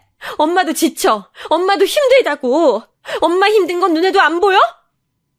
그런데 비명을 지르듯 한 말에도 아들은 침을 퇴 보이게 뱉고는 나가버리더라고요. 자기를 찾지 말라면서요. 그렇게 나간 아들은 정말 일주일 넘게 집에 돌아오지 않았고 급기야 제가 실종 신고를 하기에 이르렀습니다. 민철아, 제발. 촛불 하나를 켜고 민철이가 돌아오길 빌었던 게 10일 정도 됐을 무렵 다행히 길바닥에서 자고 있는 아들을 누군가의 신고로 발견할 수 있었고 울먹거리며 집으로 데려와 앉힐 수 있었습니다. 민철아, 이제 다신 안 그럴 거지, 응? 아무리 엄마가 밉고 싫어도 너 밖에 나가 돌아다니고 그러면 안 돼. 잘못되면 엄마는 어떻게 살라고. 하지만 아이는 그 말에 들은 척도 안 하고 벽만 쳐다볼 뿐이었어요. 참 남의 자식 키우는 게 쉬울 것 같냐고 인연을 끊자던 독한 친정엄마의 말이 너무도 생각이 났던 그런 시간들이었네요. 그땐 친정엄마의 말이 모질게만 느껴졌는데 엄마의 말은 모두 사실이었습니다. 아이는 고등학교에 들어가서도 바뀌는 게 없었습니다. 민철이를 다그쳐도 보고 달래도 보았지만 들은 척도 하지 않았습니다. 오히려 비슷한 친구들과 마흔이 어울리면서 더 심해지기만 했죠. 오토바이를 훔쳐서 타거나 지나가는 행인과 시비가 붙어 싸우는 일도 몇 번 있었습니다. 전 민철이가 사고를 칠 때마다 학교며 경찰서며 들락날락거리며 머리를 조아리고 비는 게 일상이었습니다. 민철이는 썩어 문드러져가는 제 마음도 모른 채 방황을 계속했어요. 아유, 참 불쌍해 저 엄마. 지 자식도 아닌데 저리 고생을 하잖아. 아유, 나 같았으면 진작 갖다 버렸지 저걸 왜 붙들고 앉아있어. 어떤 이웃집 여자는 절 향해 그런 말을 하기도 했습니다. 근데 그 순간 그 말이 왜 이렇게 화가 나고 슬펐을까요? 순간 저도 모르게 빽 하고 소리를 지르고 말았습니다. 내 자식 내가 알아서 건사할 거니까 신경 쓰지 마세요! 그래도 그나마 한 가지 다행스러운 건 민철이가 대학 졸업장은 필요하다고 생각을 했는지 1년 바짝 공부를 하는 것 같더니 대충 성적 맞춰서 2년제 대학교로에 들어갔던 겁니다. 대학 생각도 없는 줄 알았는데 얼마나 다행스러웠던지. 허나 이제 성인이 되니 눈에 뵈는 게 더 없는 것 같더군요. 이젠 저한테 존댓말도 쓰지 않고 막말을 하는 지경에 이르렀습니다. 엄마라고 부르지 않은 지는 이미 한참 됐어요. 어느 날은 집으로 날라온 민철이의 휴대폰 요금 고지서를 봤는데 휴대폰 소액 결제를 50만 원이나 한 걸 보게 됐습니다. 깜짝 놀란 저는 민철이를 불러서 다그쳤어요. 민철아, 너 이게 뭐니? 휴대폰 소액 결제를 뭐 하느라고 이렇게 많이 썼어? 그러자 민철이는 손에 들고 있던 TV 리모컨을 집어던지며 화를 냈습니다. 아, 어쩌라고. 당신이 뭔데 상관이야. 내 핸드폰 내 맘대로 쓰지도 못해? 민철이의 말에 저는 입을 꾹 다물 수밖에 없었습니다. 아무래도 남자아이다 보니 이미 제 키를 넘어선 지는 오래됐고 덩치 큰 아이가 저리 행동하니까 아무리 제 아들이어도 무서운 건 어쩔 수 없더라고요. 너 그래도 아무리 그래도 엄마한테... 제 중얼거림은 못 들은 척하는 민철이는 툭하면 저한테 돈을 내놓으라는 둥 뭘 사다 놓게 많았어. 그리고 저는 식당에서 힘들게 번 돈으로 민철이가 요구하는 최신형 휴대폰, 노트북, 카메라 등등 수많은 물건들을 사다 바쳤어요. 이렇게라도 하면 언젠간 제 마음을 알아주고 민철이의 마음도 돌아오지 않을까 하는 신락 같은 희망을 가지고서요. 하지만 민철이의 요구사항이 많아지고 있던 어느 날, 전 충격적인 장면을 목격하고 말았습니다. 민철이가 방에서 제가 사준 멀쩡한 카메라를 발로 밟아서 부수고 있던 것이었어요. 전 방문 틈으로 그 장면을 목격하고 입을 틀어막았지만 애써 못 본 척했습니다. 그리고 민철이는 다음날 카메라가 망가졌다면서 저에게 더 좋은 모델을 사달라고 하더라고요. 그때 저는 확신했습니다. 민철이가 저를 괴롭히기 위해 일부러 저러는 것이었다는 걸요. 제가 괴로워하고 힘들어하는 모습을 보이면 보일수록 민철이의 행동은 점점 더 심해져만 갔습니다. 민철이는 대학을 졸업하고 나서도 취업할 생각을 하지 않았어요. 그저 저한테서 용돈만 얻어가면서 매일매일 친구들과 술 마시고 여자만 만나러 다니곤 했죠. 술 취해서 누군지도 모르는 여자를 집에 데려온 적도 한두 번이 아닙니다. 이 친구는 누구니? 라고 제가 물어보기라도 하면 제 어깨를 밀치면서 욕설을 내뱉기 일쑤였습니다. 전 그렇게 매일매일 민철이에게 무시당하면서 살았습니다. 아이를 사랑으로 키운 것밖엔 없는데 내가 뭘 그렇게 잘못했다고 이런 수모를 겪어야 하나 생각했지만 그렇다고 하나뿐인 내 자식을 내칠 수도 없는 노릇이었습니다. 전 그저 아이가 철이 늦게 드는 걸 거라며 조금만 더 참으면 나아질 거라고 스스로를 위안할 뿐이었습니다. 하지만 민철이의 씀씀이를 감당하기 위해 저는 쉬는 날도 없이 일을 해야만 했습니다. 밤늦은 시간에 일을 마치고 집에 돌아오면 집안을 난장판으로 만들어 놓고 술에 취한 채 돈을 달라는 아들 때문에 쉴 수도 없었습니다. 전 과도한 스트레스로 위험을 달고 살았고 스트레스성 탈모로 인해 머리를 살짝 쓸어내리기만 해도 머리카락이 한 움큼씩 빠지게 됐습니다. 민철이는 그런 제 속도 모르고 바닥에 굴러다니는 머리카락이 지저분하다며 욕을 하기 일쑤였죠. 도대체 뭐가 그리 못마땅했던 걸까요? 내가 친모가 아니란 사실이 그게 그리 힘들었던 걸까요? 너무도 이해하기 힘들었어요. 민철인 나이를 먹을수록 심해져 갔습니다.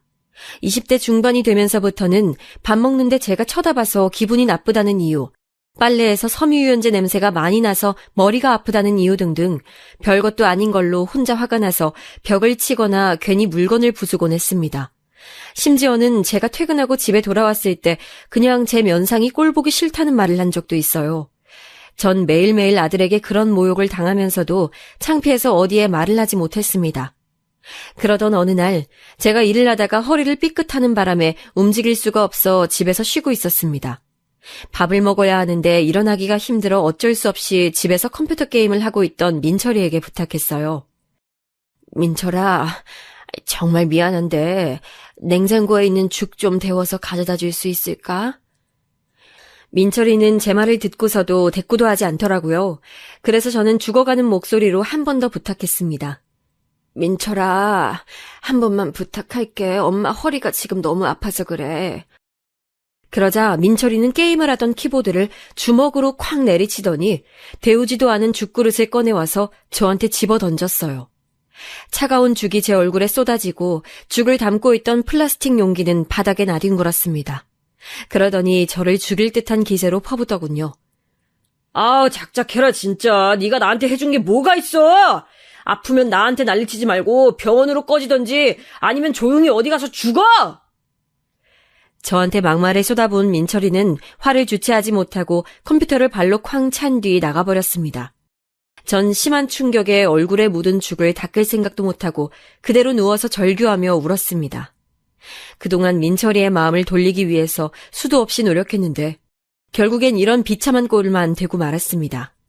제 자신이 너무나도 불쌍하고 처량해서 견딜 수가 없었습니다. 어디 조용히 가서 죽어버리라는 민철이의 마지막 말이 제 가슴에 날카로운 비수가 되어 꽂혔습니다. 이런 꼴로 살 바에는 차라리 죽어야겠다고 생각했습니다. 그동안 아들만을 위해서 살아왔는데 그런 아들한테서 외면받는다면 더 이상 살아서 무엇하겠어요. 저는 두 눈을 질끈 감고 허리를 일으켜 세웠습니다. 이상하게도 죽겠다고 마음먹으니 허리 통증도 느껴지지 않더라고요. 전 그대로 차를 타고 집 근처 바닷가로 향했습니다. 집 근처 바닷가에 도착해서 한참을 바위에 앉아 멍하니 있었습니다. 남편과의 결혼부터 혼외자인 아들을 키우게 된 일까지 제 인생을 찬찬히 돌아봤습니다. 차라리 그때 고아원에 맡겼어야 하는 걸까 생각했습니다. 그랬더라면 내 인생이 지금쯤 달라졌을까? 나도 행복해질 수 있었을까? 근데 참 마음 한편으로 이렇게 못돼먹은 아들이어도 부모 없이 고아원에서 자랐을 생각을 하니 가슴이 아프더라고요. 그리고 한참의 회상 끝에 역시나 죽어야겠다고 다짐한 저는 자리에서 일어났습니다. 추운 겨울바다 앞에서 한참을 앉아 있었더니 다리가 딱딱하게 굳어서 잘 움직여지지 않더라고요. 전 무거운 다리를 이끌고 바다로 한 걸음 한 걸음 다가갔습니다. 바닷물이 다리를 적시자 뼛속까지 얼어버릴 것 같은 한기가 느껴졌습니다. 하지만 죽음의 결심 앞에서는 추위도 별거 아니더군요. 전 한 발 한 발 걸음을 내딛었습니다. 곧 바닷물이 가슴께까지 차오르자 이제 조금만 더 가면 끝이라는 생각에 조금 더 속도를 냈습니다. 물속에서 자유롭게 움직여지지도 않는 다리를 억지로 꾸역꾸역 내딛어가며 앞으로 나아갔습니다. 제가 수영을 할 줄 모른다는 사실이 다행이라고 생각했어요. 혹시나 무의식 중에 살고 싶은 마음이 들더라도 물에 빠지기만 하면 살아 돌아올 일은 없을 테니까요. 바닷물이 목까지 차오르자 전 중심을 잃어 물속으로 빠지고 말았습니다. 그리고 몇 번을 허우적대며 물속에 들어갔다 나왔다 했는지 모르겠습니다. 새까만 물속에서 짜릿짠 물이 코와 입으로 들어오는 동안 민철이의 얼굴이 떠올랐어요. 그대로 저는 세상과의 작별을 고하려던 순간이었습니다.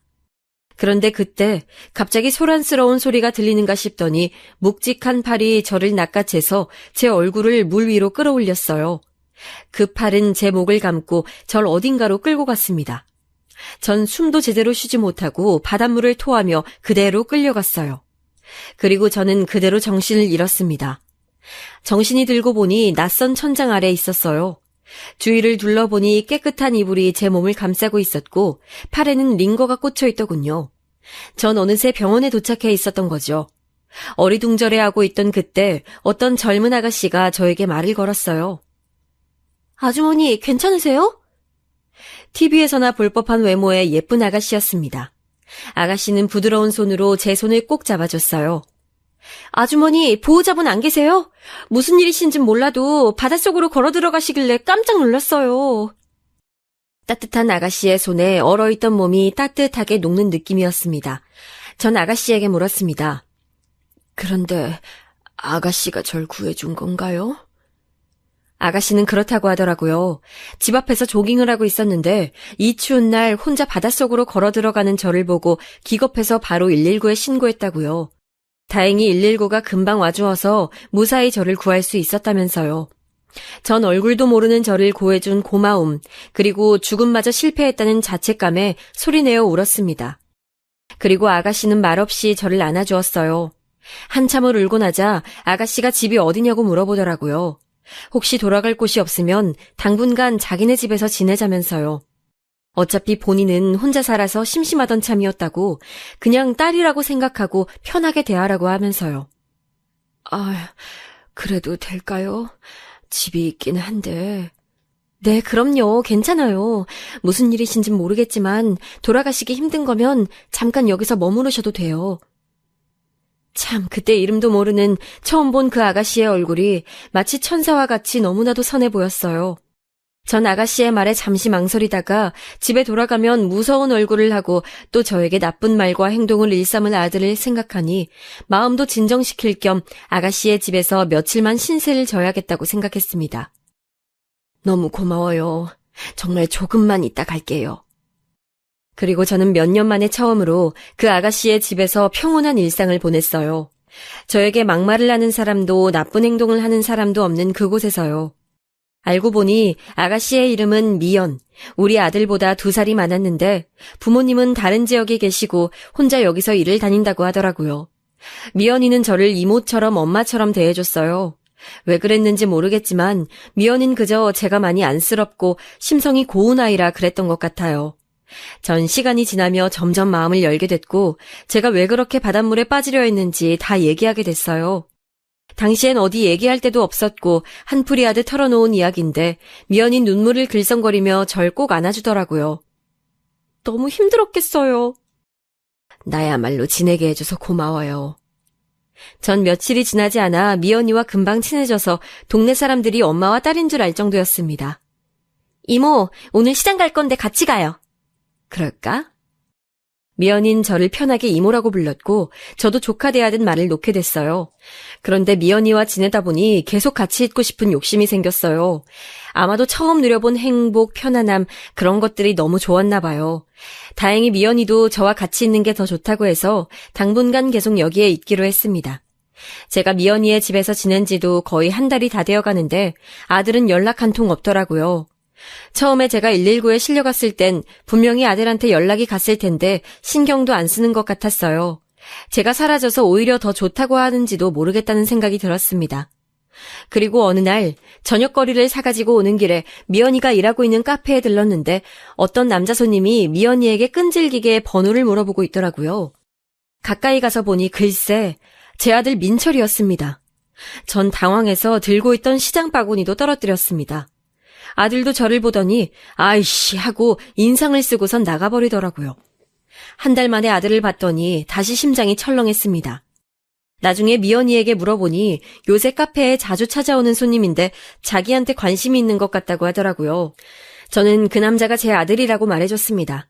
제 사연을 들어서 알고 있던 미연이는 말없이 고개만 끄덕이더라고요.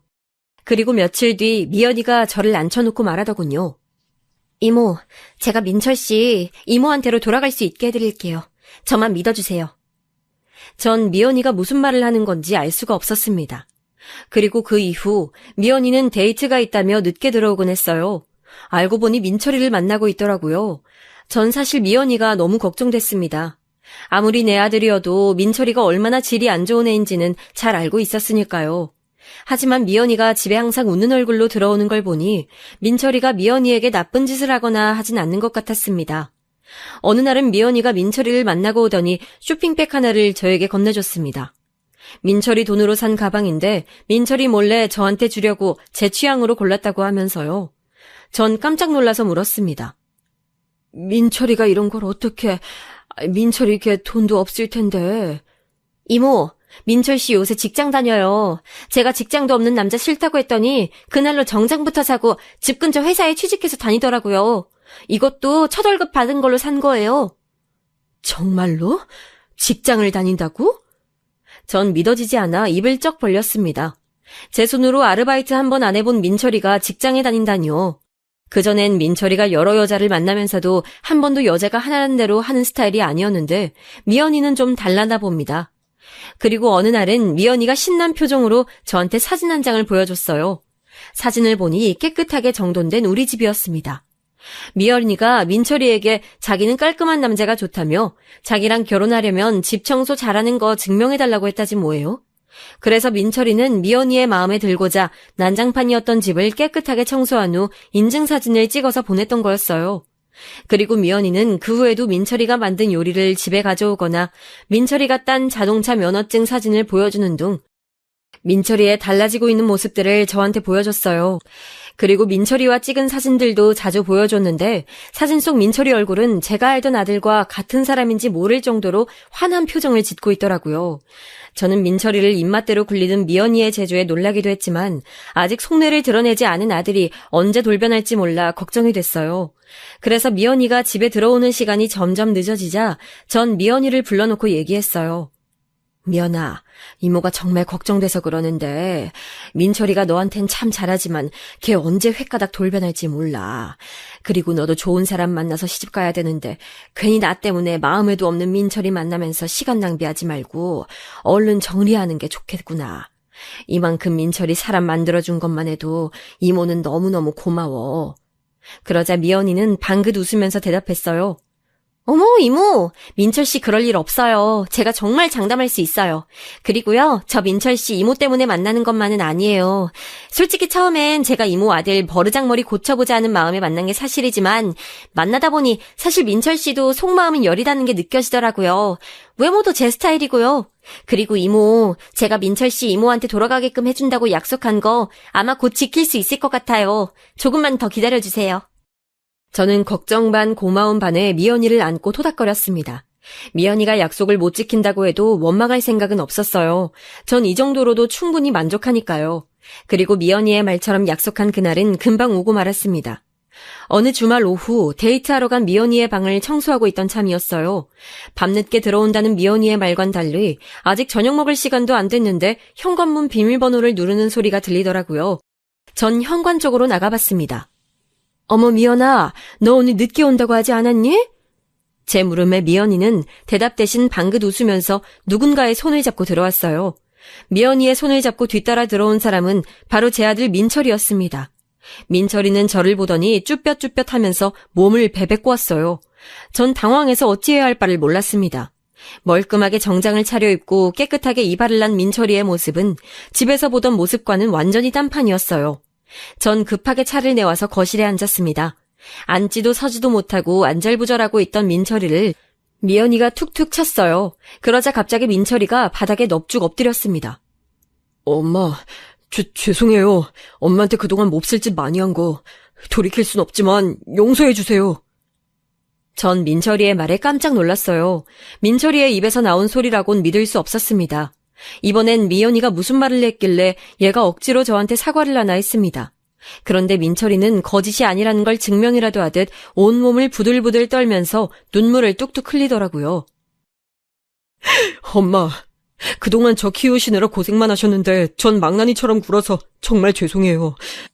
그냥 처음엔 엄마가 친엄마가 아니라는 사실에 화풀이를 하고 싶었던 것뿐이었는데 나중엔 그냥 다 받아주는 엄마가 미워서 더 그랬어요. 엄마, 전 천벌받을 자식이에요. 정말 죄송해요. 이런 말로 엄마의 분 풀리지 않을 거 알아요. 그래도 이기적이지만 사과는 드리고 싶었어요. 저는 떨리는 몸을 주체하지 못하고 바닥에 엎드려서 울고 있는 민철이에게 달려가 제 품에 안았습니다. 그리곤 민철이의 머리를 쓰다듬고 또 쓰다듬었어요. 품 안에 쏙 들어오던 그 작은 아기가 이제는 머리 하나만 품에 안길 정도로 커버렸다는 게 실감이 났습니다. 저는 눈물 범벅이 된 얼굴로 민철이에게 괜찮아 하는 말만 해줬어요. 옆에 있던 미연이도 눈물을 훔치다가 으앙하고선 달려와 안겼습니다. 저희 셋은 서로 눈물을 닦아주면서 울고 또 울었어요. 얼마 전 민철이가 죽그릇을 던졌던 그날 죽어야겠다고 다짐했던 저는 민철이의 사과 한마디에 10여 년간 쌓여있던 마음의 응어리가 한 번에 사라졌습니다. 그날 저를 죽지 못하게 바다에서 구해줬던 미연이는 제 인생에 다시 만날 수 없는 은인이고 기적이었습니다. 그리고 어느 정도 진정이 된 민철이에게서 들은 이야기는 이러했습니다. 처음엔 그저 한눈에 반한 미연이가 만나주겠다기에 하라는 대로 했을 뿐이라고요. 미연이가 하라는 대로 직장을 구해서 일을 하고 공부해서 자격증을 따고 집안일도 해보고 하면서 정상적인 삶을 살다 보니 정신이 차려지더랍니다. 그동안 엄마가 자기 때문에 얼마나 고생했는지 그리고 자기가 얼마나 최악의 짓을 했는지도 뼈저리게 느껴졌다고 하더라고요. 그래서 엄마한테 계속 사과하고 싶었지만 엄마가 어디에 있는지도 모르고 연락할 용기도 나지 않았답니다. 그런데 미연이가 저와 같이 살고 있다는 사실을 최근에 말해줬을 때 깜짝 놀라기도 했지만 드디어 엄마를 만날 수 있는 기회라는 생각이 들어 찾아오게 됐다네요. 전 이제라도 차리던 민철이가 대견하고 또 이렇게 민철이를 정신 차리게 해준 미연이에게 너무 고마워서 두 아이의 손을 양손에 꼭 잡았습니다. 제 인생의 가장 행복한 날이었어요. 그리고 그때 미연이가 할 말이 더 있다고 하더라고요. 그리고선 품 안에서 사진 한 장을 꺼냈습니다. 미연이가 건네준 사진을 보고 전 가슴이 뭉클해서 눈물이 다시 한번 쏟아졌어요.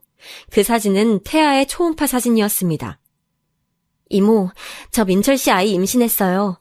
저 민철 씨랑 결혼할 거예요. 이제 이모가 아니라 어머니라고 불러도 될까요? 전 눈물바람에 고개를 세차게 끄덕이며 미연이를 안아줬어요. 아이고 미연아, 고맙다, 정말 고맙다. 넌 나한테 있어서 로또보다 더한 기적이구나. 내가 다시 태어나도 너 같은 아이를 만날 수 있겠니? 정말 고맙다 미연아. 전 설레임과 뭉클함이 뒤섞인 오묘한 감정을 느끼며 한참을 미연이 민철이와 함께 회포를 풀었습니다. 차도 마시고 맛있는 것도 먹고 그동안 서로 못했던 얘기도 하면서요. 민철이와 이렇게 마주 앉아 대화하는 게 도대체 몇 년 만인지 할 말이 너무 많아 밤을 샐 뻔했지만 다음날 출근하는 민철이를 위해 못다한 얘기는 앞으로 천천히 풀기로 했습니다. 그 일이 있은 후 미연이는 살던 집을 정리하고 저희 집으로 들어왔습니다. 그리고 결혼식은 아이를 낳은 후로 미루기로 했어요. 사돈댁에서도 다행히 우리 민철이를 예쁘게 봐주셔서 별다른 마찰 없이 진행이 됐습니다. 그리고 민철이는 완전히 다른 사람으로 변해서 가족을 위해 하루하루 성실히 살아가고 있답니다. 예쁜 딸에게 부끄러운 아빠가 되지 않겠다면서요. 그리고 시간이 흘러 내일은 우리 손녀딸 돌잔치가 있는 날이에요. 사람들을 많이 초대하진 못하고 사돈 어른들과 가까운 지인들만 불러 집에서 조촐하게 식사를 하기로 했어요. 미연이와 함께 내일 대접할 음식들을 준비해놓고 잠깐 앉아서 쉬는데 창밖을 보니 눈이 많이 오네요. 이렇게 눈이 많이 오는 날 민철이를 처음 만났던 일, 그리고 오늘처럼 추운 날 바다에 빠져서 죽으려는 저를 미연이가 구해줬던 일이 생각이 참 많이 납니다. 두 아이가 없었다면 지금의 저는 없었겠죠. 저에게 기적을 선사해준 두 아이 덕분에 오늘도 희망찬 하루를 보내봅니다. 저보다 더 힘든 일 겪고 계신 분들에게 언젠간 저처럼 밝은 날이 올 거라고 말씀드리고 싶어요. 그럼 여러분들의 일상에 항상 희망이 가득하길 기원하면서 이 글을 마치도록 하겠습니다.